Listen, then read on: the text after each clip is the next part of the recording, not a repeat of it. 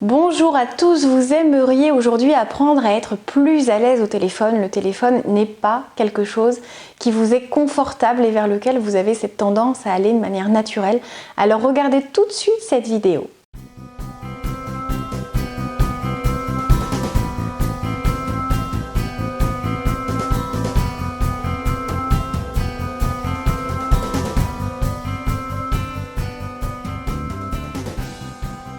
Bonjour à tous, je m'appelle Valérie Sauvage et je suis coach de vie. J'interviens aussi bien auprès des particuliers, hommes et femmes, qui ont envie d'être plus à l'aise dans leur vie, qui ont envie de développer une vraie et stable confiance en eux, qui ont envie de travailler cette communication qui aide à faciliter les échanges aussi bien professionnels que personnels. Et je travaille avec vous. Tout ce qui peut finalement représenter un frein, cette gestion des émotions, cette gestion du stress, cette gestion du rapport à l'autre ou de la peur, du jugement qui peut vous paralyser. Ce sont des exemples de tout ce que peut vous apporter le coaching. Si vous vous intéressez au développement personnel, vous savez que l'étape qui suit ce travail d'introspection que vous avez peut-être initié est souvent le passage par du coaching de vie, parce que là, vous allez vraiment remplacer vos anciennes habitudes par de nouvelles, plus positives, plus construites, plus à même de vous mener vers la vie qui correspond parfaitement à toutes vos attentes ou à un maximum d'entre elles. Alors aujourd'hui, je tenais à vous offrir cette vidéo qui va, je l'espère, vous aider à apprivoiser le téléphone. Alors le téléphone, tout le monde est dessus pour aller sur internet, pour écouter de la musique. On l'utilise des fois autrement que pour interagir les uns avec les autres, ou alors les SMS prennent souvent le dessus sur le fait de passer un véritable appel. Alors qu'on parle d'un téléphone portable, qu'on parle d'un téléphone fixe, la chose est la même.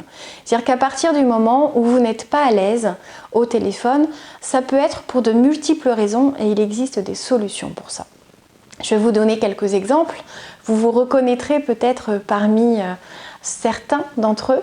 En tout cas, beaucoup de mes clients qui me parlent de ce malaise au téléphone, ça vient surtout de cette peur de passer à côté du ressenti de l'autre. C'est-à-dire quand on a une personne face à nous, on a ce verbal, ces mots que nous pouvons entendre, mais aussi tout ce qui entoure. C'est vrai que le verbal au sein d'une conversation ne représente que 7% des informations dont on va se servir pour analyser la situation et la relation.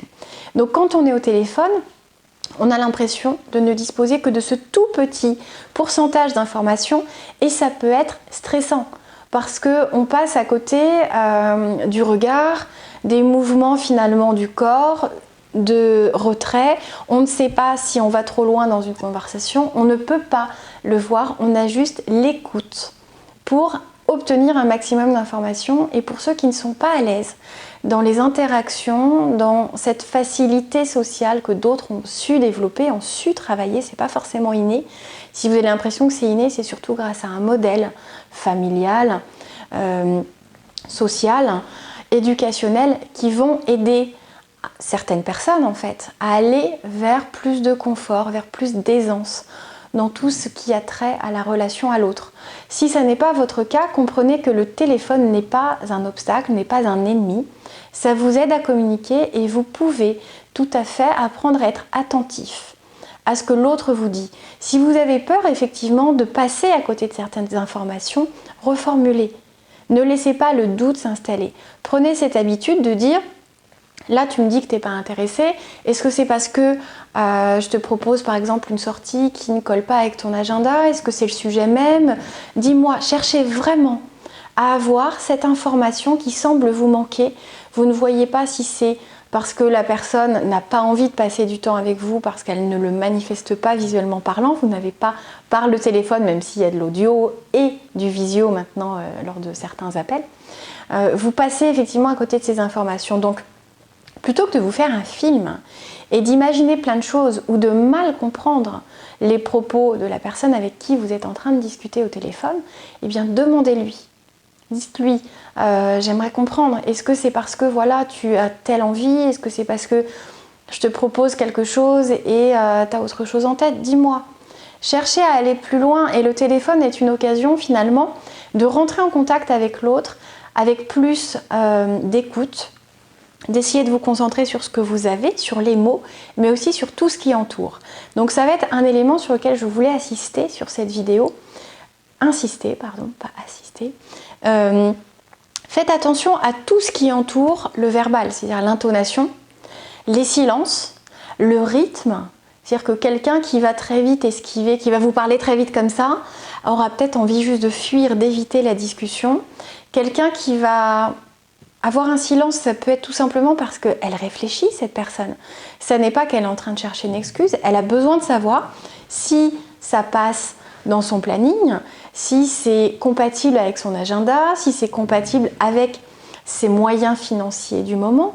En tout cas, ça n'est pas une remise en question de ce que vous proposez nécessairement, mais une combinaison entre ce que vous avez à offrir, l'idée que vous suggérez et la possibilité d'accueil de la personne en face. Donc comprenez que le téléphone n'est pas un ennemi, d'une. De deux, servez-vous de tout ce qui va entourer le verbal, c'est-à-dire que vous allez pouvoir poser plus de questions, reformuler, essayer d'aller plus loin pour assurer le fait de bien comprendre ce que la personne cherche à vous dire. Et si elle n'est pas au clair, ça va aussi l'aider à clarifier sa pensée. Et puis aidez-vous de tout ce qui accompagne le rythme, l'intonation, les jeux de silence, les ponctuations, c'est-à-dire que vous ne voyez pas la ponctuation, mais vous pouvez entendre l'excitation, la surprise, l'impatience, l'envie, la joie, la déception, la peur. Donc essayez d'aller travailler toutes ces sensations, ces ressentis que vous pouvez avoir assez naturellement et assurez-vous d'être dans le vrai. C'est-à-dire que même encore une fois à cette étape, quand vous essayez de comprendre, demandez. Vous n'êtes pas là pour essayer de tout deviner.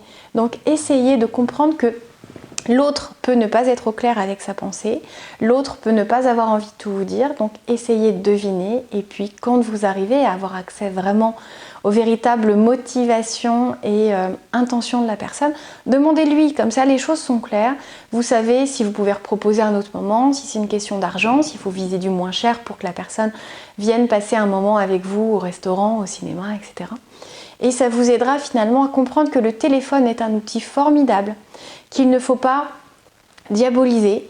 Ça n'est pas quelque chose qui forcément se passe mal parce que vous n'avez pas assez d'informations, parce que vous ne voyez pas si vous êtes dans le vrai, si la personne vous apprécie ou non. Essayez de vous déconnecter vraiment de cette peur du regard, de cette peur du jugement, de cette peur du rejet. C'est extrêmement important. J'espère que ces quelques astuces sauront vous aider, sauront vous donner envie d'aller vers les autres, de développer cette faculté qui est en vous, qui ne demande qu'à grandir.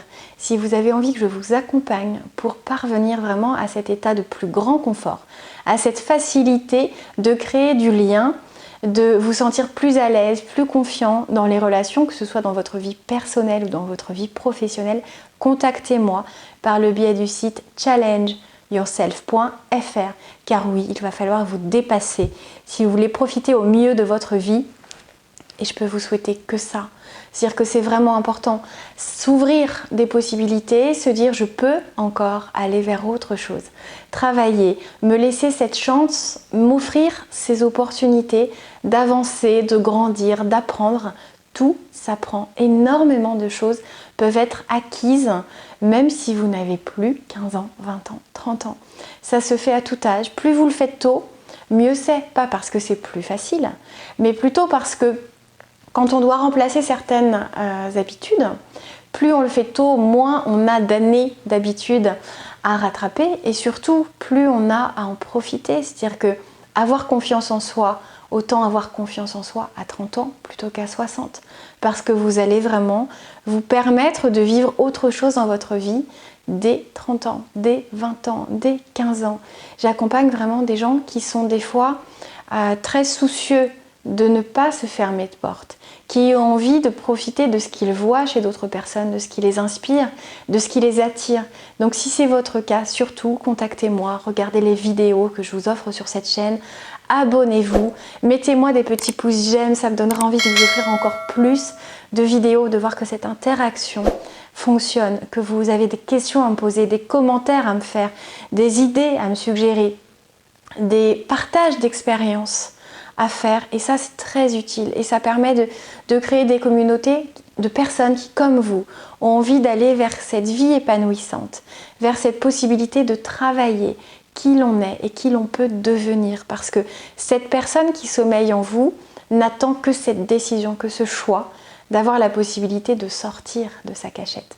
C'était Valérie Sauvage du site challengeyourself.fr. À très bientôt. Au revoir.